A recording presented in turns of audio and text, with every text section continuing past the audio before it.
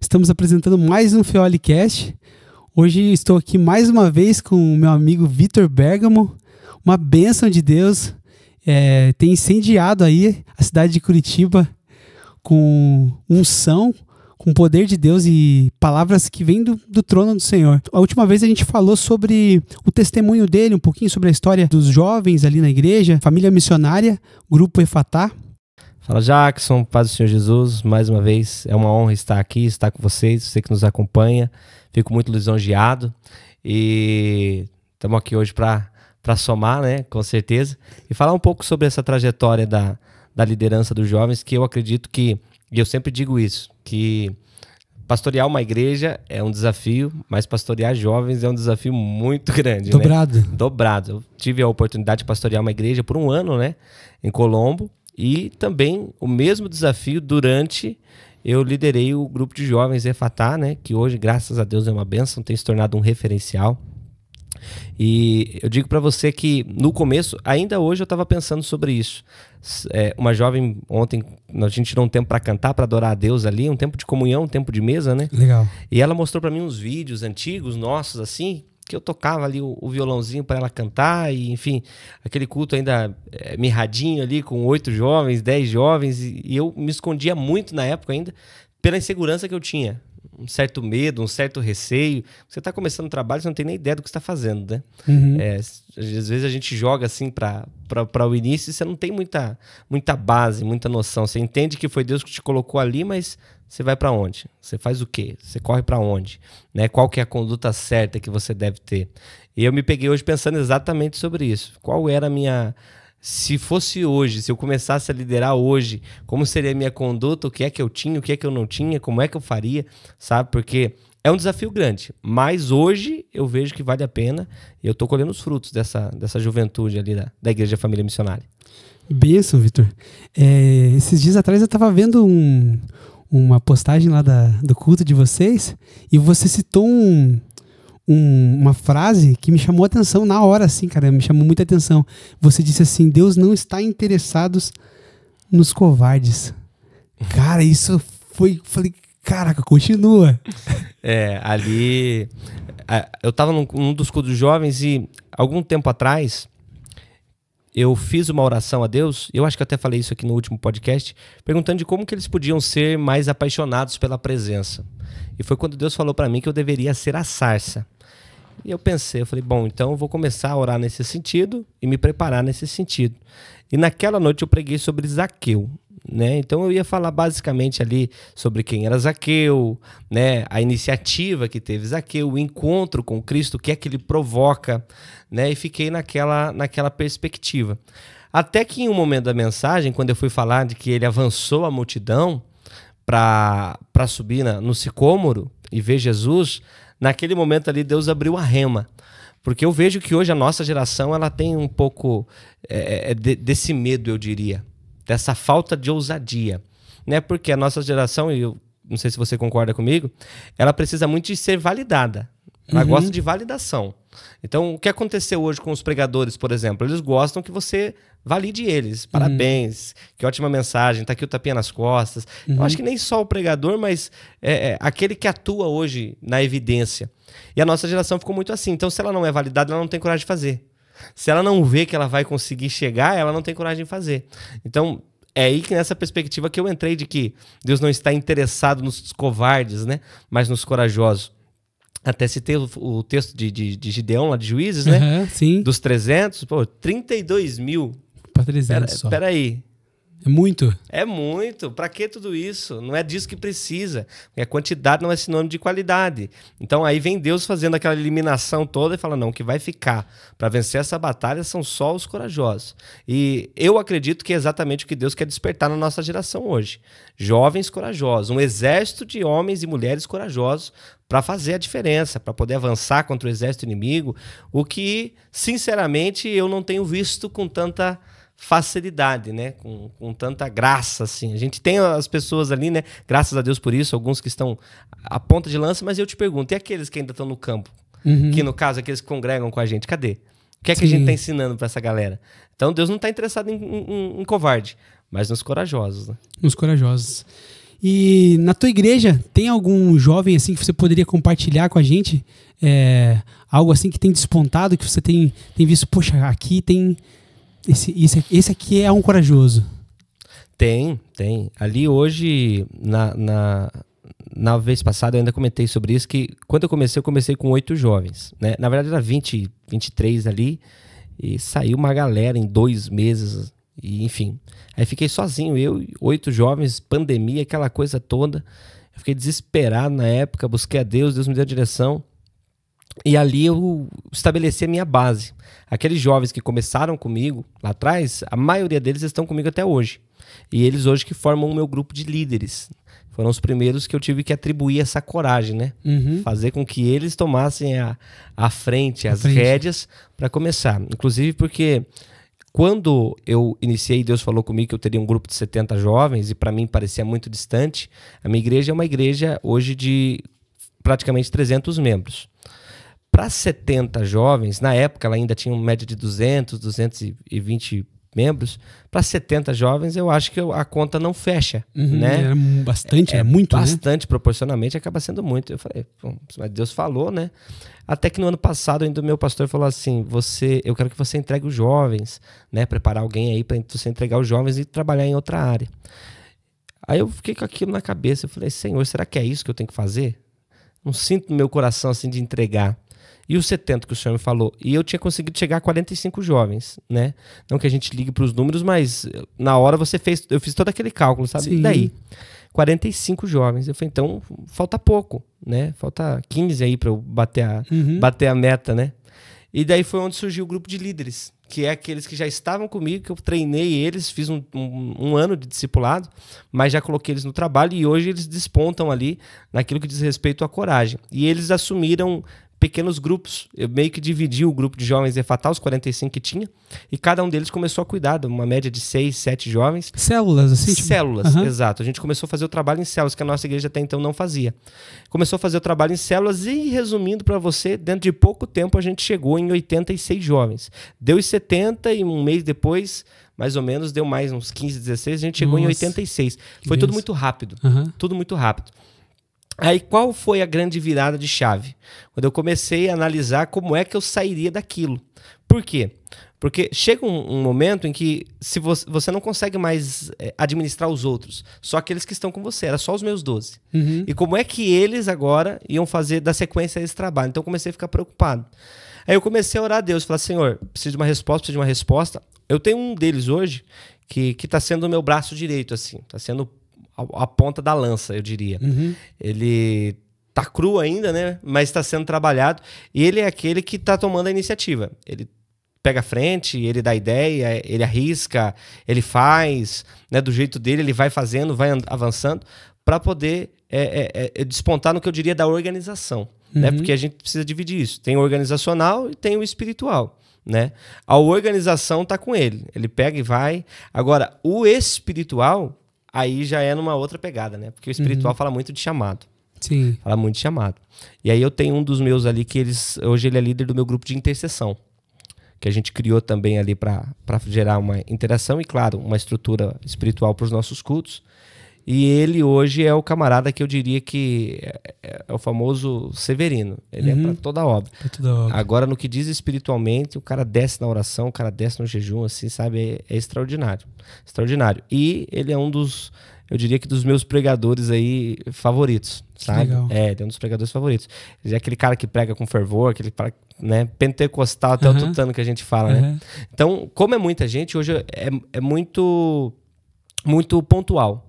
Eu tenho aqueles que despontam na organização, eu tenho aqueles que despontam no espiritual, eu tenho aqueles que despontam em talentos, e eu tenho aqueles que despontam no discipulado, que é bom em discipular e trazer a galera perto, sabe?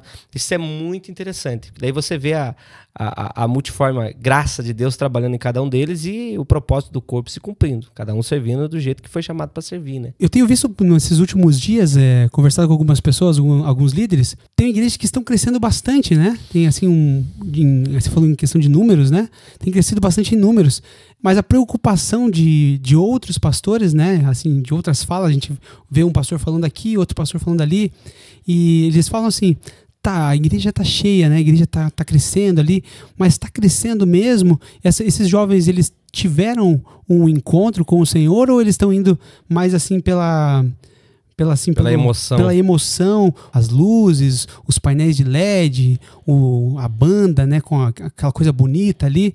Na tua igreja lá, os jovens, eles tiveram esse encontro? A maioria teve esse encontro já? Ou eles estão caminhando? Como você vê esse momento na tua igreja? A gente tem que tomar cuidado para não invalidar a obra da cruz. E eu vejo que hoje muitos pastores invalidam a obra da cruz. E digo isso com todo respeito, né? Por quê? Porque quando a minha preocupação é com a idade daqueles que estão se convertendo ou com a idade daqueles que estão congregando comigo, eu ainda não entendi nada de reino, muito menos daquilo que o próprio Cristo fez. Até porque quando ele vai iniciar o seu ministério, Mateus 4 ali, você vai ver que ele vai fazer o chamado dos seus discípulos em seguida, 5 e etc, né? E ele chama jovens para trabalhar com ele. Ele vai chamar os jovens para trabalhar com ele, né? Então, todos os discípulos, segundo alguns historiadores aí, tinham abaixo de 25 anos para trabalhar. Então, a grande questão é, se Cristo começou a igreja dele com a juventude, por que eu, ou por que nós, não podemos ter a nossa igreja repleta de jovens? Inclusive, meu pastor um dia falou uma frase que eu guardei no coração, é que acaba que o jovem, ele é o coração da igreja. Sim. Ele é o ânimo da igreja. Entende? O que aviva, né? Ali, o que aviva. Então, hoje eu tenho jovem trabalhando na mídia, eu tenho jovem trabalhando na sonoplastia, na banda, na diaconia. Eu tenho jovens servindo em todas as frentes da igreja. Todas as frentes. Eu tenho que segurar eles para eles dar espaço para as outras pessoas servirem, porque eles são dedicados. Então, entra nessa questão de eu não poder invalidar aquilo que Cristo está fazendo. E o jovem foi chamado por Deus, é um propósito de Deus, sabe? E a gente diz que é o futuro, mas ele não é nem o futuro da nossa geração, ele é da nossa igreja. Ele é o presente, é o aqui e o agora, entende? Então, eu vejo que muita gente preocupada com a numerolatria, ou seja, com a quantidade de pessoas dentro da igreja, eles estão fazendo muitas adaptações. E o que são adaptações? É abrir o espaço daquilo que é primazia, daquilo que é prioridade, é exemplo da palavra, para colocar aquilo que é atrativo para o homem. Isso, né? Então daí entra o show de luzes, entra a fumaça e etc. E aí cai naquilo, Jackson. A gente não pode ser, eu diria que carrasco, a ponto de dizer de que modernização é ruim, de que modernizar é ruim. Agora, o que eu não posso é abrir mão daquilo que é prioridade. Até um tempo atrás eu fiquei preocupado com isso na minha igreja. Começou a encher de jovem.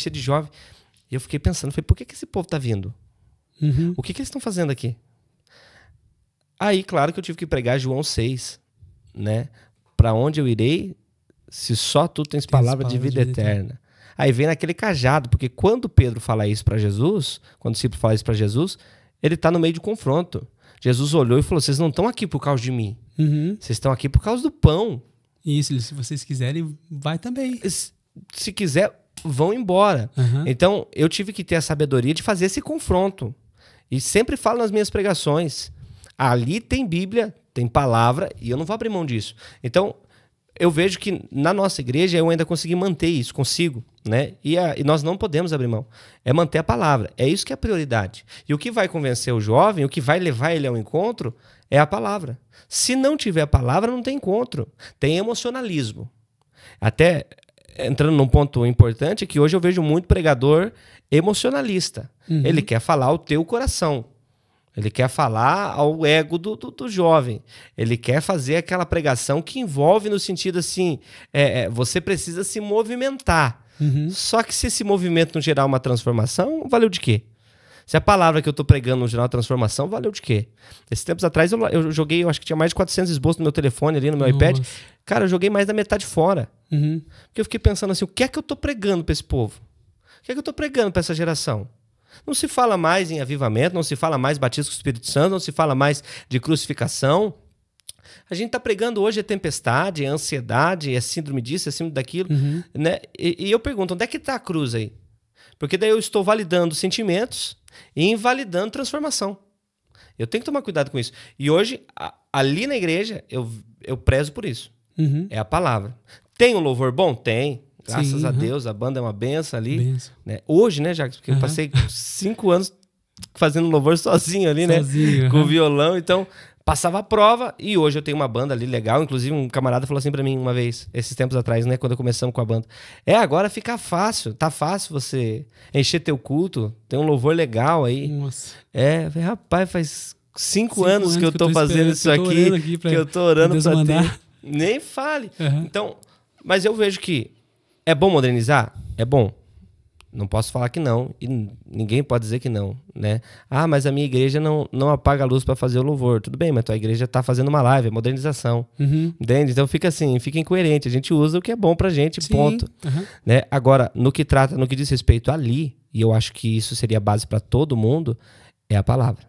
Sim. É não abrir mão da palavra. Uma palavra bem pregada, expositiva, uma palavra que mexe com a mente e aí sim desce ao coração. Hebreus 4:12 vai dizer que a palavra de Deus ela é viva, eficaz. Mais do que isso, ele vai dizer que ela divide juntas e medulas e é apta para discernir as intenções e os pensamentos do coração. Então ele vai atuando na mente e ele atua no coração. É assim que funciona a palavra. Ela vem dividindo a alma e o espírito. Então, se eu quero uma transformação para a minha geração, para a minha juventude e para o meu grupo, que é uma coisa que eu nunca abri mão, é por meio da palavra. Qualquer momento que eu tenho, Jacos, palavra. Qualquer hora de discipulado que eu tenho. Palavra. Me veio aqui a memória agora, você falando de palavra, né? A mulher samaritana, quando ela se encontra com Jesus naquele poço, ela faz uma pergunta para ele, né? Aonde devemos, no decorrer da conversa, né? Aonde nós devemos adorar, né? Em Samaria ou em Jerusalém, né? Ali, nessa pergunta dessa mulher, ela revela para Jesus que ela era uma mulher que conhecia a palavra, que ela estava buscando aonde era o lugar de adorar, porque os judeus diziam que era em Jerusalém e os samaritanos diziam que era em Samaria. E Jesus dá a resposta para ela, né? Não, você deve adorar em Jerusalém, mas importa que aqueles que o adorem em espírito e em verdade, né? Então esse encontro que Jesus tem com essa mulher foi porque também ela conhecia um pouco da palavra, né? Todos os encontros que a gente vai ver ali na palavra do Senhor, que Jesus teve com os pecadores, alguém ouviu falar, estava acontecendo, Jesus estava em movimento, né? A palavra estava em movimento.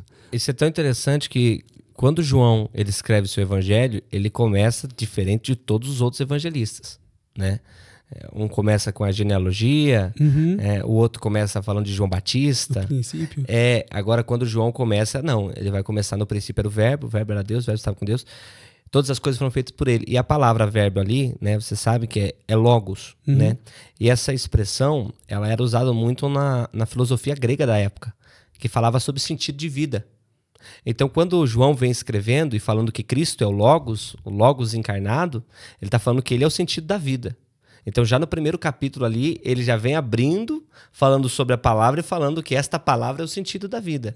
Então, você vai entender aqui no Evangelho de João, que para mim, no meu ponto de vista, na verdade, para mim, ele é o meu favorito. Você vai descobrir que tudo ele entra dentro dessa perspectiva da palavra, em algum momento, né? Por isso que lá no Evangelho de João você vai ter os 7, né? As 7 afirmações de Jesus de o eu sou. Eu sou. Toda referência ao Antigo Testamento, defendendo a divindade de Cristo.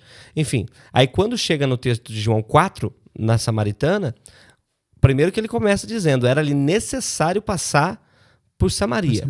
Ele abandona discípulo, ele abandona todo mundo, senta cansado do caminho, diz o texto, para encontrar com uma mulher rejeitada por toda a sociedade, a ponto dela ter vergonha e parar ali na hora mais quente do dia, né? E um dia eu preguei sobre isso, uma mensagem assim que me impactou. Era 3 horas da manhã quando Deus me deu essa mensagem. Eu acordei e Deus falou exatamente comigo naquele instante, porque quando Jesus está confrontando ela ali, está dando aquela palavra, aquele acalento à alma dela, porque ele começa pedindo, mas acalentando a alma dela, você vai ver que quando ele dá a palavra, que a hora vem, já chegou, em que os verdadeiros adoradores adorarão o Pai em espírito e em verdade, ela descobre que quem Cristo é de fato. A Bíblia diz que ela larga o cântaro junto à fonte. Ela abandona o cântaro e vai para a cidade.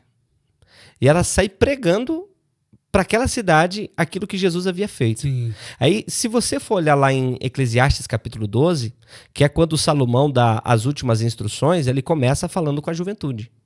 Ele diz, lembra-te do teu Criador nos dias maus, no dia da tua mocidade, antes que venham os dias maus, e não tenha nele contentamento. E no decorrer do capítulo, você vai ver que ele vai usar a frase: antes que se quebre o cântaro junto à fonte. Uau.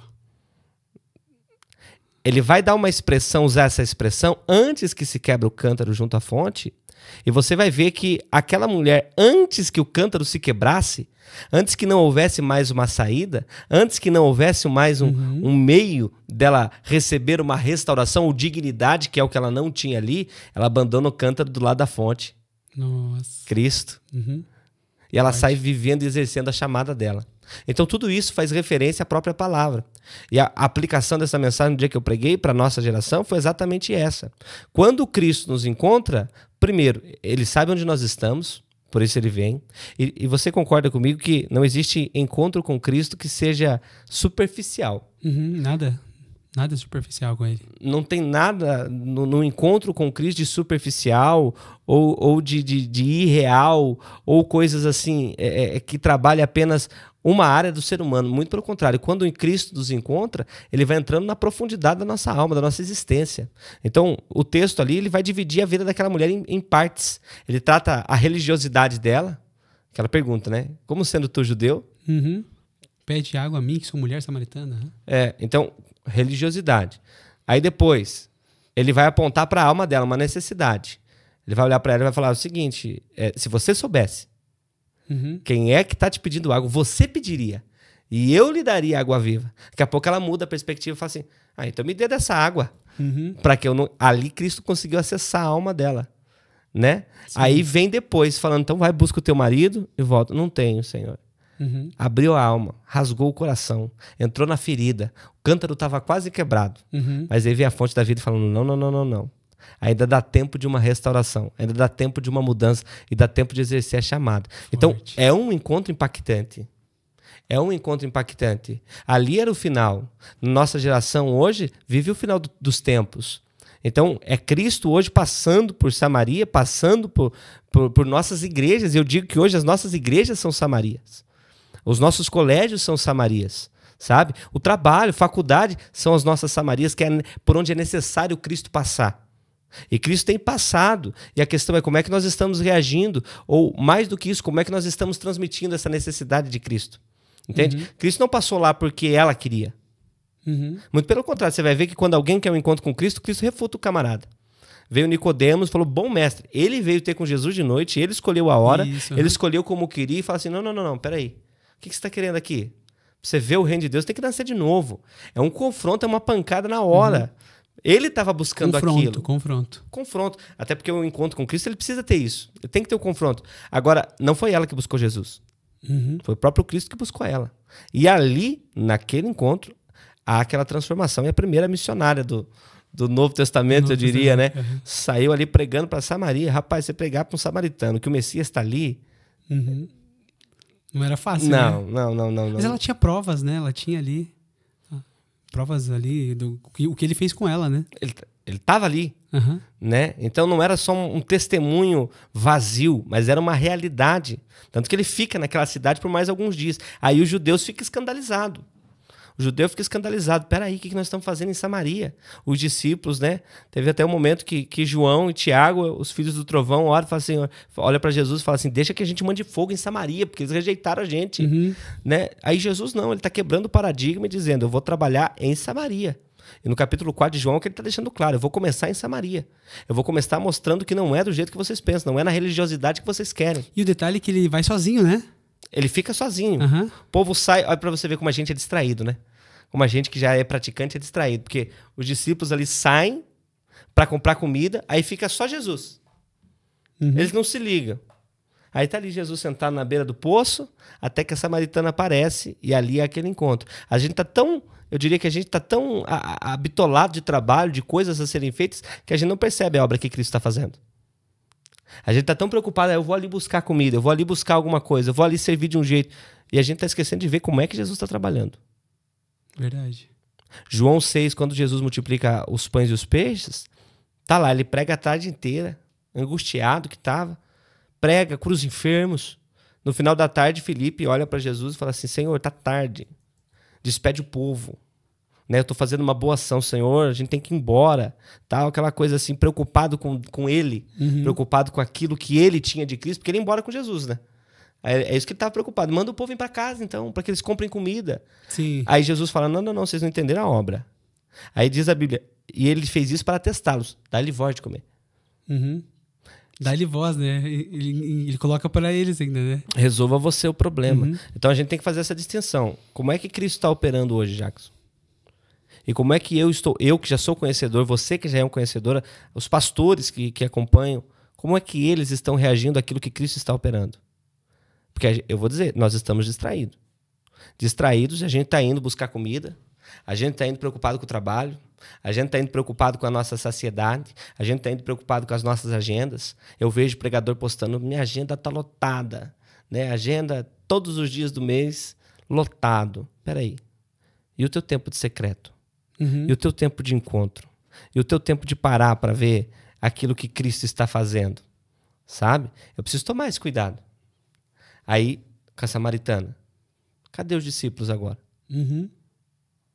Entende? Então, eu fico muito atento a isso. Com os meus jovens ali, eu fico atento. Será que eu tô muito distraído comprando comida?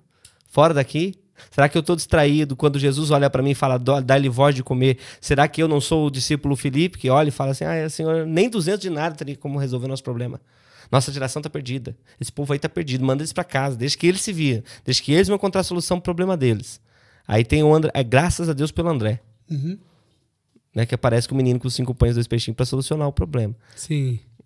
Entende? Então, é a maneira que Cristo tem operado. É esses encontros que tem transformou gerações, que ainda pode transformar as nossas gerações, a nossa geração hoje. Agora, como que nós nos relacionamos nesses encontros, que é o X da questão, né? Como é que nós reagimos? Sim. Você falando das gerações, né? Ali, falando de outro encontro aqui, a gente tem 2 gerações quando o centurião, a filha de Jairo, né? A filha de Jairo lá está enferma ali, e chega a notícia que ela tá doente ali. Acho que veio a notícia que ela tinha morrido, né? Logo em seguida, né? Logo em seguida, depois da cura da mulher do fluxo de sangue, né? Outro detalhe interessante é que essa mulher, ela não é dado o nome dela, né? Tem vários personagens que Jesus cura que não tem um nome. E ali a gente vê 2 gerações. Essa mulher do fluxo de sangue que interrompe ali quando Jesus estava indo para a casa de Jairo, e o Senhor ali cura ela, e quando ele começa a ir de novo para a casa de Jairo, né? Aí vem a notícia, né? Não, agora tua filha já está morta, né? Então você imagina assim a situação de Jairo, né? Eu fico imaginando como pai, né? Puxa, Jesus estava indo salvar minha filha e essa moça, ela atrapalhou tudo. Né? Uma geração que dos antigos ali, que está no meio do caminho ali, e Jesus está querendo fazer algo novo na vida daquela menina. Como você enxerga esse texto? Você vê que no momento em que Jesus está a caminho da casa de Jairo, ele ainda assim vai curando alguns enfermos no meio do caminho ali. Né? Mas o objetivo dele, o destino dele é a casa de Jairo. Lá tinha uma jovem de 12 anos. É lá o objetivo, lá é o destino. Mas vem a mulher do fluxo de sangue, né, que tinha sofrido com aquela hemorragia, já por longos anos, gastou tudo que tinha. Só que quando aquela mulher escuta que Jesus está passando, ela mesmo decide intentar contra a multidão. Ela intenta contra a multidão, correndo risco de ser apedrejada, correndo risco de vida, mas porque ela entendia que ali estava o milagre dela. E daí não é Cristo que a cura, mas ela que extrai a cura de Cristo. Né? Então, quando a gente para analisar esse texto e ver o conflito das 2 gerações, a gente vê uma geração que sangra, a gente vê uma geração que sofre, a gente vê uma geração que, pelos paradigmas da religião, às vezes fica estagnada, e a gente vê uma geração que está, bem dizer, à beira da morte, se não já morta. A gente consegue identificar isso no texto. A gente identifica que tem uma mulher ali que representa essa geração anterior que foi silenciada, uma geração que sangrava, uma geração que não gerava. Eu diria que é uma geração muito sofrida, né? A geração anterior, a geração do meu pastor mesmo, a gente conversa às vezes, é uma geração muito sofrida. Enquanto a nossa geração é uma geração adormecida. Só que o grande ponto aqui é que para que uma geração seja ressuscitada, ou seja, tenha vida novamente, a outra geração precisa ser restaurada primeiro. Né? Até quando Deus chama Abraão e pede Isaac, o intuito dele não era sacrificar Isaac, mas era ter o coração de Abraão de volta. Então, para que Cristo pudesse operar ali a ressurreição na filha de Jairo, ele precisava primeiro curar aquela mulher. E glória a Deus que ela intenta receber a cura, sabe? Então, o que é que significa? Quebrou a religiosidade, né? Abriu a mente. Uhum. Abriu a mente. Romanos 12:2. Não vos conformeis com este mundo, mas transformai-vos pela renovação da vossa mente. Então, o que aconteceu ali foi que ela abriu a mente. Ela decidiu, tanto que ela diz, né? Se tão somente eu tocar... Primeiro, ela começa a cura dela na mente. Ela não começa no toque. Ela não começa quando vê Jesus. Ela não começa quando ela já abriu o caminho. Não. O caminho que ela abriu foi na mente primeiro. E a geração anterior, ela precisa ser restaurada começando pela mente. Eu vi um pastor falando esses dias atrás também, um pastor de meia idade mais ou menos, e ele falando que a geração dele é a geração que precisa ter a mente aberta, porque ela ficou no meio, né? Sim. Ela ficou no meio dos bem tradicionais e ela tá ali entre a nossa geração, que já é aquela geração que quer modernizar demais, e ele ali com meia idade, ele tá no meio do caminho. Só que para que de fato a nossa geração saia dessa morte espiritual, que hoje a gente não vê mais tanto avivamento como via antigamente, primeiro precisa ver essa cura da geração anterior, essa restauração da geração anterior. Isso vai começar pela mente. Isso vai começar mudando o pensamento. Mudou o pensamento, aí começa a ficar mais fácil de acontecer o toque, de mais fácil de extrair a virtude. Porque você há de convir comigo que, ainda que a nossa geração seja muito boa, excelente, tenha muito potencial, a geração anterior ainda sabe como extrair virtude. Ela ainda sabe como extrair o poder. Ela ainda sabe como ter aquilo que é o diferencial para um ministério. Né? Hoje a gente aprende muita frase feita para pregar. Hoje tá fácil de pregar, Jackson. Hoje você joga no GPT ali, né? Me deu um sermão com 5 pontos sobre a mulher do fluxo de sangue, ele vai destrinchar para você. Né? Aí eu coloco uma meia dúzia de frase feita, tá ótimo. Geração adormecida. Só que a geração anterior, ainda que esteja sangrando, se ela tem a mente transformada e ela intenta novamente arrancar a virtude, ela consegue. E é isso que vai abrir precedente para que a nossa geração receba essa transformação, esse impacto, essa ressurreição, que eu acho que é aí que a gente tem que chegar, né? Esse confronto das duas gerações. Uma geração que precisa ser restaurada e a outra geração que precisa ser ressuscitada. É o ponto. Só que o mesmo é quem opera, é o mesmo Cristo. É o mesmo Cristo que curou a geração anterior, é o Cristo que vai ressuscitar a nossa geração, que vai causar essa transformação. E como você acha que isso pode ser feito nos dias de hoje? Eu diria que antes de Jesus subir, ele deixou muito bem estabelecido qual é a maneira que nós podemos fazer isso hoje. Mateus 28, ele vai dar a grande comissão, né? Ide por todo mundo, fazer discípulos, ensinando-os, batizando-os, né? Em nome do Pai, do Filho e do Espírito Santo, e ensinando-os a guardar todas essas coisas. Quando ele está dando essa grande comissão, ele está ensinando exatamente como nós podemos fazer isso. No mundo corporativo, você vai descobrir que tem alguns estilos de liderança. Então, tem a liderança ali democrática, que é aquela que aceita a opinião e etc. Hoje nós vivemos numa democracia. A autocrática, que é aquilo que ela fala é lei. Né? A situacional, que é aquela que sente a dor do seu colaborador e tenta trabalhar nessa perspectiva. Agora, quando Jesus vai instituir a liderança, ele vai dar direção aos discípulos, ele institui um estilo de liderança que ele é infalível, que é a discipuladora. É um estilo de liderança que Jesus instituiu para que essas transformações aconteçam, para que essa ressurreição de gerações aconteçam, para que a cura de geração anterior aconteça, porque no mesmo ambiente eu vou ter os velhinhos, eu vou ter os de meia idade e eu vou ter os jovens. Então não pode haver conflitos de gerações no que diz respeito àquilo que é base da fé cristã. Então eu sei que a base é a palavra, eu sei que a base é a oração, eu sei que a base é a fé, eu sei que a base é o jejum, eu sei que a base é a santificação. Essas são bases, né, da vida cristã. Isso não muda. Agora, para que as feridas da geração anterior não nos deixem ainda adormecidos, precisa haver essa transformação que acontece por meio do discipulado. Até falando da mulher de Jacó, quando Raquel tem o seu último filho, Benjamim, ela não gera Benjamim. Para ela não é Benjamim.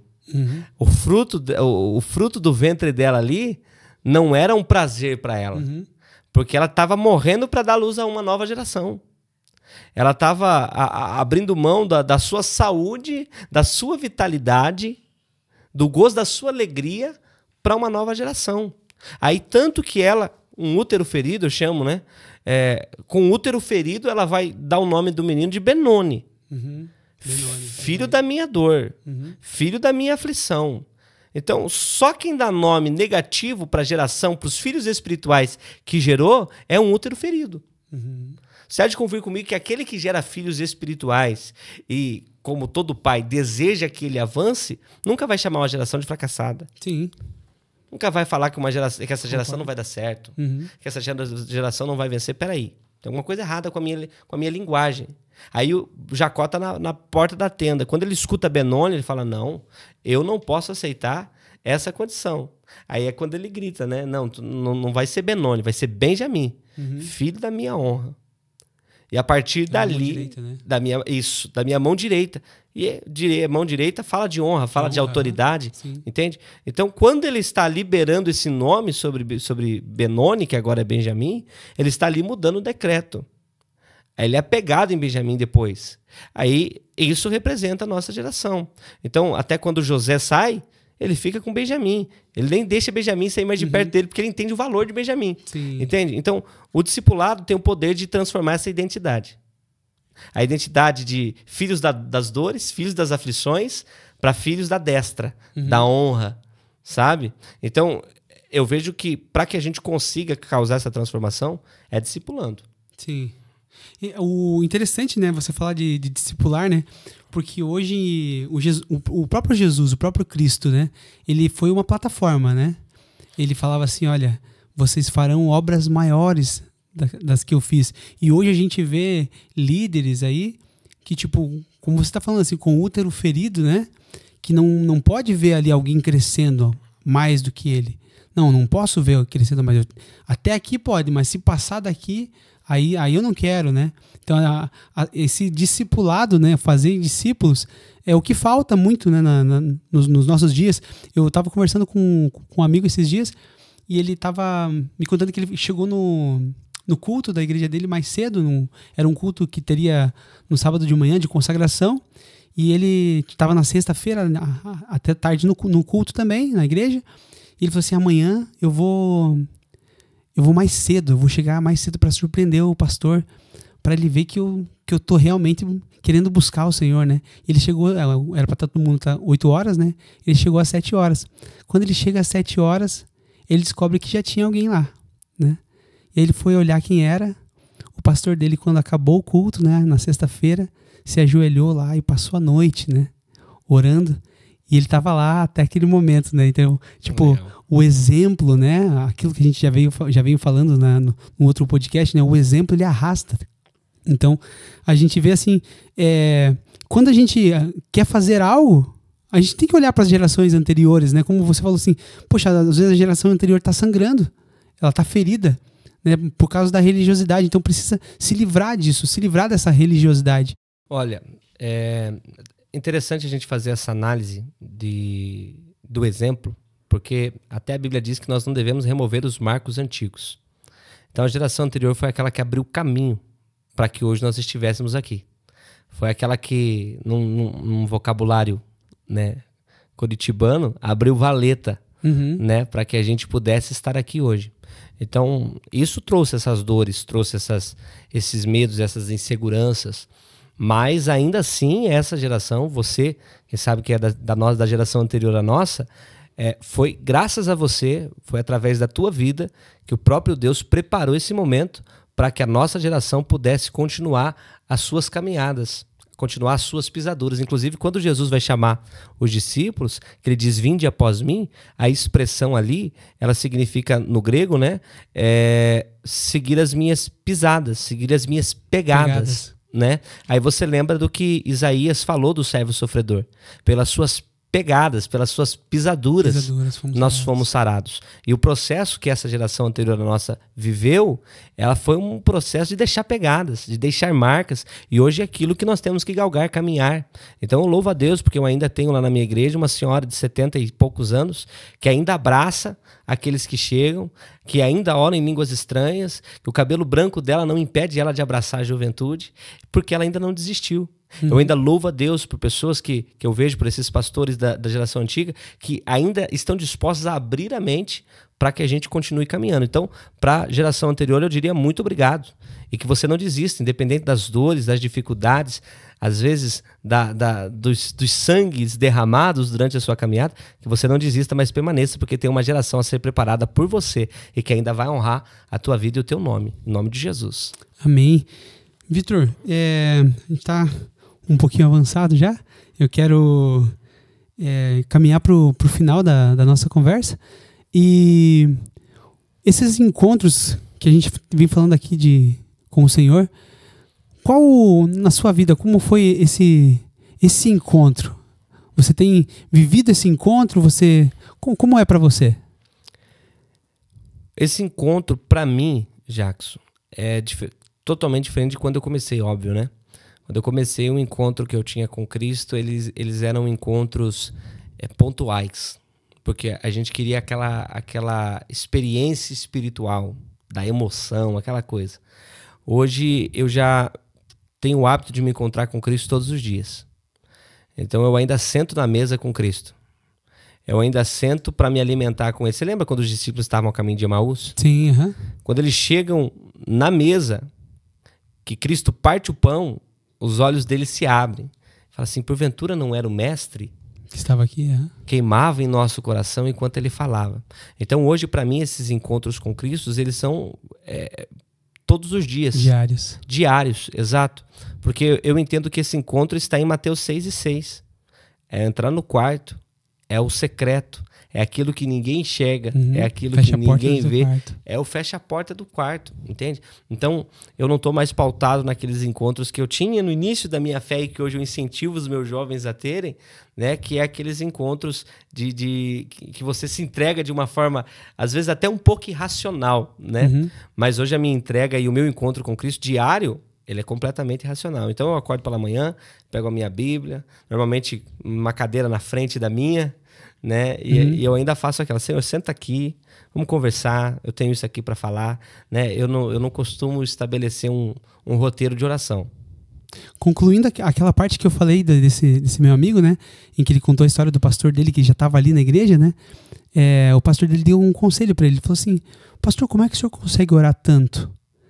Aí o pastor dele falou assim, o segredo não está em eu orar, o segredo está em eu ouvir. Ele falou assim, vocês oram muito, vocês falam muito, mas vocês ouvem pouco. Ele falou assim, a gente tem que parar e para ouvir o Senhor. Ele falou assim, eu passei a madrugada ouvindo Ele. Então isso é fantástico, né? Quando a gente entende esse encontro com o Senhor, que a gente para ouvir Ele, né? O mundo é tão barulhento, o mundo é tão... Ele nos exige tanto, né? Que acaba nos desligando a internet, a ocitocina, ali acaba nos desligando do que é o Senhor, do que é viver para o Senhor, né? Então quando a gente para e às vezes só começa a meditar, né, na palavra ali, naquilo que às vezes o texto salta, né, na nossa mente, né? As pessoas falam assim, mas eu não ouço Deus falar, né? Eu falei, leia a Bíblia. Falei assim, mas eu queria ouvir em voz audível, leia a Bíblia em voz alta, né? Assim, o Senhor vai falar com você. A gente precisa desse tempo, né, de ouvir o Senhor. Você sabe que nos meus devocionais, nos meus tempos de oração, e eu ensino isso para os jovens, não abra mão de ter junto com você Bíblia, papel e caneta. Sempre. Né? Porque eu passo muito tempo falando, mas existe uma hora que eu preciso parar de orar. Não de orar, porque a oração não acaba ali. Eu preciso parar de falar para ouvir aquilo que Deus tem para falar para mim. Né? E até a Nay perguntou no último podcast da minha experiência na oração, e a minha experiência na oração é essa. É quando Deus começa a falar comigo e eu escrevo tudo aquilo que Deus vai falando, sabe? Então eu vejo muita coisa se cumprindo hoje, não porque eu orei, não porque eu falei, mas porque eu parei de falar. Parou de falar, Entende? Parou para ouvir. Parei para ouvir, exato. Então, hoje, uma das doenças do século, né, da nossa geração, é o SPA, Síndrome do Pensamento Acelerado. É muita informação, é muita coisa, sabe? É muito trabalho, é muito estudo, Jackson. É muita demanda, é muita decepção para os nossos jovens. Não dá tempo de esvaziar a mente. E tem um grande evangelista que eu gosto muito, que ele tem uma frase quando ele fala de oração, é que ele tinha o hábito de orar todos os dias 2 horas pela manhã, todos os dias. Ele dizia que se pela manhã ele não orasse 2 horas, ele entendia que naquele dia o diabo tinha vencido a guerra. Nossa. Entende? Então, quando eu entro na oração, eu entendo perfeitamente. Eu estou em guerra, mas uma guerra que não é minha. É o que Deus falou para Josué, essa peleja não é sua. Pode ficar tranquilo. Aí Josué tem um momento em que ele vai fazer a oração, Deus para o sol, para a terra, né? O movimento de rotação e translação para tudo. Por quê? Porque Josué orou. Orou e parou de falar. Aí agora é só agir. Entende? Então eu paro, pego meu papel, minha caneta, meu livro, meu caderninho, na verdade, que eu tenho de oração, minha Bíblia, e essa daqui tá nova, né? Mas eu tenho uma lá, coitada, já não tem nem página, mas tá soltando tudo. Porque eu fico ouvindo Deus falar comigo horas. E eu ainda fico triste, porque eu vejo tanta gente, não sei como é que é pra você, mas tanta gente que vai orar quando tá mal, assim, ela consegue gritar, falar Deus e não sei o quê. Eu não consigo. Eu não consigo. Eu falo alguma coisa, paro e fico, Senhor, só fale comigo hoje. O que tá aqui dentro não vai ser difícil de sair. Aí quando vem aquela voz mansa e suave do Espírito falando comigo, aí eu consigo pôr pra fora, porque eu tenho certeza que toda vez que eu sento pra me encontrar com ele, mais do que eu me encontrar com ele, ele quer me encontrar comigo. Então ele senta do outro lado da mesa e fala, não, tô aqui para continuar falando com você. Vitor, deixa uma mensagem para quem está nos assistindo, quem está acompanhando esse podcast. Você que quer ter um encontro com o Senhor, você que tem buscado isso, né? A palavra diz que aqueles que o buscam encontram, né? Então, se você tem buscado, você vai encontrar. E nessa noite eu gostaria de dar essa oportunidade para o Vitor, dele estar te dando essa direção de como você encontrar o Senhor. A gente já falou bastante coisa aqui, mas eu creio que essa palavra vai ser para o teu espírito. Para você que deseja ter um encontro com Cristo, ou até mesmo você que nunca pensou em ter um encontro com Cristo, eu diria que um encontro com Jesus, ele não respeita situação, ele não é situacional. Ele não depende da sua condição financeira, ele não depende do seu estado emocional, ele depende de iniciativas. E a primeira iniciativa já foi dada na cruz do Calvário. Cristo ali decidiu se encontrar com você, comigo. E essa é a oportunidade que ele nos concede hoje. Então, para você que deseja, que precisa e entende a necessidade de ter um encontro, faça como Zaqueu. Rompa a multidão. Faça como a mulher do fluxo de sangue. Tenha a mente transformada. Rompa aquilo que lhe prende, aquilo que lhe trava e avance rumo às promessas de Cristo para você. Talvez, no teu caso, seja como o filho pródigo. Quando ele cai em si, ele lembra e fala, não, levantar-me-ei e irei ter com meu pai. Então não abra mão desses encontros, não abra mão de conhecer aquilo que Cristo tem para você. O pai está do lado de fora da tenda chamando teu nome e dizendo, você não é filho de dores. Você não é filho de vergonha, você não é filho de aflição, você não é filho de traumas, mas você vai ser o filho da honra. Foi para isso que ele te chamou, então aceite esse encontro. Eu diria, ouça a voz que está saindo da sarça. Amém. Glória a Deus. Pessoal, esse foi mais um FioliCast, estamos chegando ao fim. Você que ficou até o final aqui, curta as nossas redes sociais, ativa o sininho no YouTube, se inscreva no nosso canal e que Deus abençoe a sua vida.